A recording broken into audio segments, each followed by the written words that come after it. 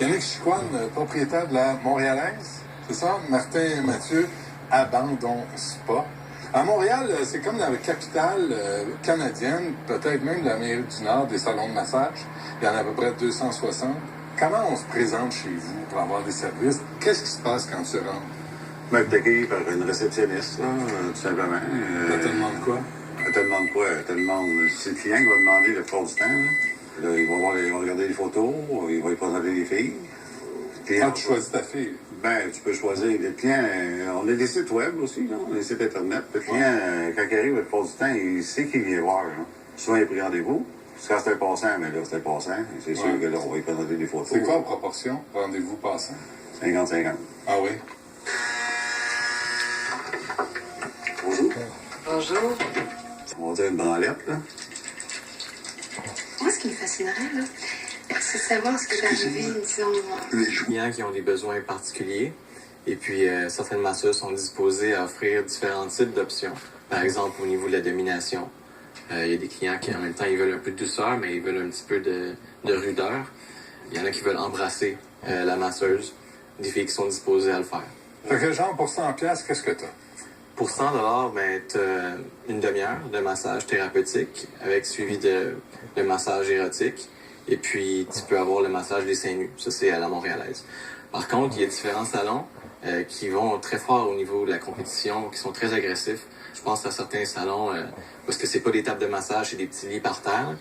Mais là-bas, tu peux avoir beaucoup plus d'extra pour beaucoup moins cher. La concurrence dans votre milieu des salons de massage, est-ce que c'est bon pour les clients ou c'est... C'est bon pour les clients, mais c'est pas bon pour nous autres.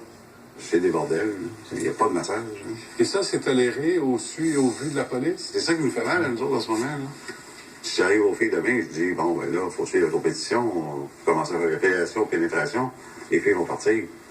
Je trouve qu'il faut changer mon staff complètement. Là. Ah ouais. On a souvent des masseuses qui appliquent, qui viennent du milieu d'escorte, ou même du milieu des danseuses à gaffe. Donc, nous, par exemple, on a juste décidé d'arrêter de jouer à la police, parce qu'on était en train de renvoyer souvent des filles qu'on les coinçait parce qu'on avait des œils magiques. Donc, on a enlevé ça, puis on a dit, écoutez, ce qui se passe entre quatre murs, c'est entre vous autres. Juste, ce qu'on vous demande, c'est de ne pas solliciter les clients. Mais je vous avouerai que de plus en plus, ce sont les clients qui demandent plus d'extra. Là, les caméras dans les salles de massage, il y en a ou il n'y en a pas? Il y a des salons qui en ont. Par contre, nous, quand on a acheté le salon à Montréalaise, on a tout arraché les caméras, juste par respect pour la confidentialité. Parce qu'il y en avait avant. Au début, j'en ai installé. J'en avais.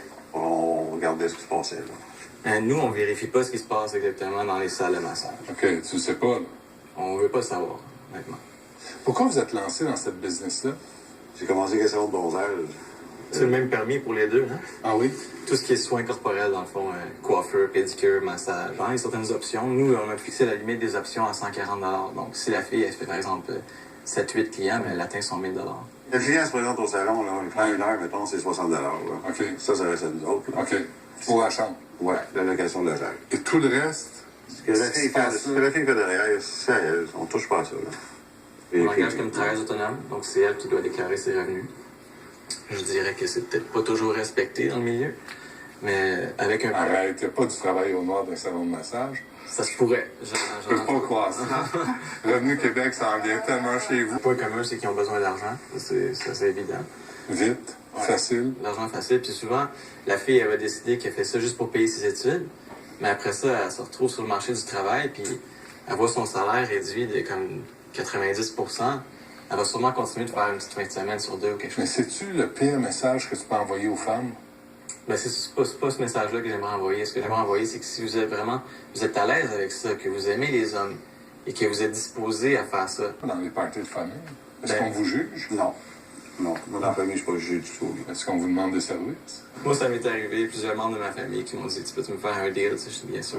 C'est un besoin que plusieurs personnes ont. Puis j'ai dans ma famille des membres très féministes qui étaient carrément contre ça. Puis après de longues discussions avec elles, j'aurais fait comprendre que oui, ça existe et oui, c'est peut-être pas le meilleur des mondes. Mais s'il n'y a pas ça, ça va être beaucoup pire. Donc ils ont finalement changé leur idée là-dessus. Je l'ai vécu, là. Je le vis encore, là. C'est vrai? Oh, il y en a un même qui m'a fait des menaces par Internet, là. Regarde, si à travers encore chez vous, tu vas avoir des trucs, là. Il y a film, dans le fond, là. C'est sûr que nous, quand on prend compte de ça, on va dire, excuse-moi, tu peux pas travailler ici. Parce que sinon, ça va être quoi après ça? Ils vont mettre un pusher en place. Ouais.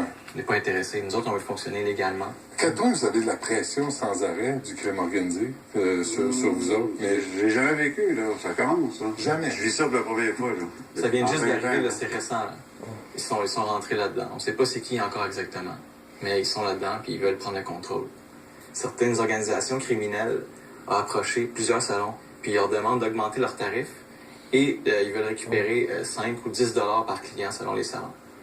Donc, L'extorsion. ouais. Puis il y a un salon qui s'est fait carrément tout défoncer ses vitrines parce qu'il a refusé de faire ça.